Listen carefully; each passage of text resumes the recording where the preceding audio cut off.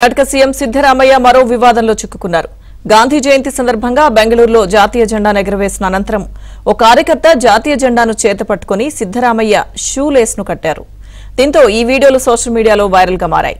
గాంధీ జయంతి రోజున జాతీయ జెండాను అవమానపరిచారంటూ ప్రతిపక్ష నేతలు మండిపడుతున్నారు. వెంటనే సిద్ధరామయ్య క్షమాపణలు చెప్పాలని డిమాండ్ చేస్తున్నారు.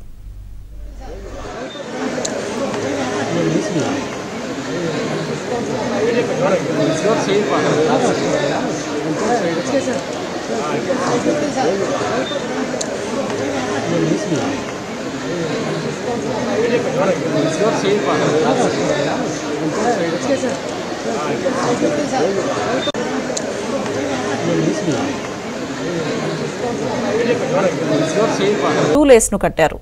దీంతో ఈ వీడియోలు సోషల్ మీడియాలో వైరల్ గా మారాయి.